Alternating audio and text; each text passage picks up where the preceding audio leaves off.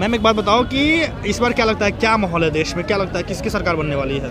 देखिए, सरकार तो भेड़ चाल है, मोदी जी की बनेगी दोबारा से। हाँ। एक तरफ आदमी जो जाता है उससे पूछते भाई तुमने किसको वोट दिया, बीजेपी को, तो बीजेपी की सरकार।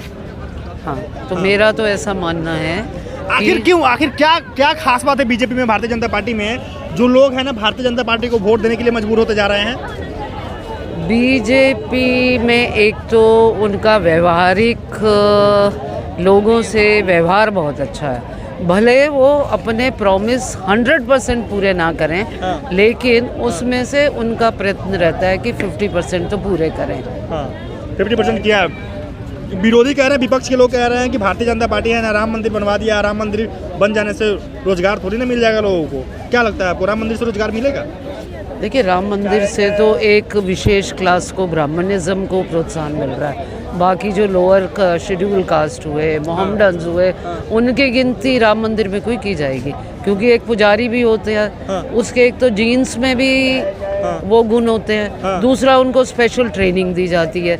तो मेरे ख्याल से कोई और जैसे कोई कहे अगर ब्राह्मण्स हों तो मोस्टली पुजारी ब्राह्मण ही होता है। तो एक तरह से रोजगार भी मिल रहा है, तो वो ब्राह्मण्स के फेवर में। तो आप ये मानती हैं कि सिर्फ राम मंदिर से अगर किसी को रोजगार मिल रहा है तो वो सिर्फ ब्राह्मण है और उनको मिल रहा है? देखिए, मैं उस लाइन में नहीं हूँ, लेकिन जहाँ तक हम मंदिर में जाते हैं, कहीं भी जाते हैं, या राम मंदिर मसलन बनारस जाते हैं, गंगा घाट जाते हैं, सभी आपको दिखेंगे जितने भी पुजारी हों।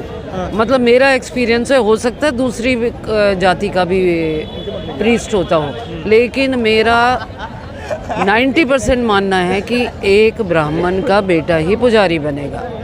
मैम, तो पुजारी बनेगा ना मंदिर में, ऐसा थोड़ी नहीं है कि जो पूजा करेगा उसी का पेट भरेगा। मंदिर से तो और भी बाहर दुकान रहती है, होटल रहते हैं, रेस्टोरेंट वगैरह बनता है, मिठाई बेचने वाले होते हैं, प्रसाद बेचने वाले होते हैं, कई लोग होते हैं। तो लेकिन उससे जो युवा वर्ग जो इतनी पढ़ाई कर रहा है उनको तो नौकरी नहीं मिल रही ना। जो पढ़े लिखे लोग हैं उनको तो रोजगार नहीं मिल रहा। तो आपको लगता है कि सिर्फ रोजगार ही मिलना चाहिए, मतलब नौकरी रोजगार भी मिलना चाहिए? तो रोजगार और आपको मैं बताऊं, मैं भी जैसे नौकरी करती थी, मुझे एक बड़ा दर्द है।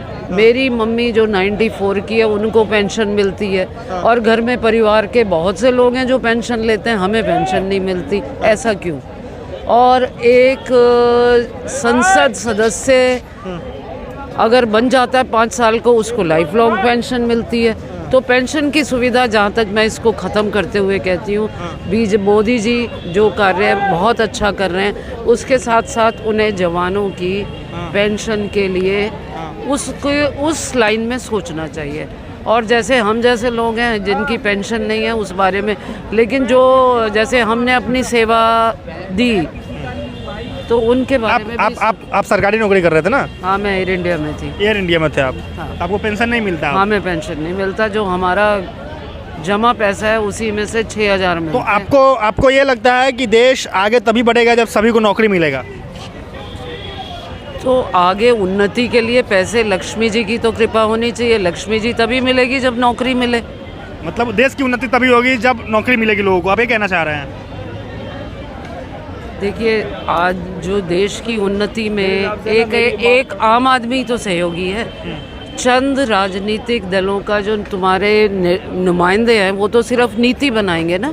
इससे चोर चकारी, अगर लोगों को नौकरी मिल जाएगी तो उसकी तरफ ध्यान नहीं जाएगा। और जो दंगे फसाद हैं वो नहीं होंगे, क्योंकि लोगों का दिमाग अपनी रोजी में रहेगा। अगर मैं आपसे एक सवाल पूछूं कि आप अपने बेटा को, बेटा होगा आपके पास? हाँ। मैं आपसे एक सवाल पूछूं कि आप अपने बेटा को क्या बनाना चाहोगे? नौकरी करने वाला बनाना चाहोगे या नौकरी देने वाला बनाना चाहोगे? तो आप क्या बताओगे, कौन सा ऑप्शन चूज करोगे आप?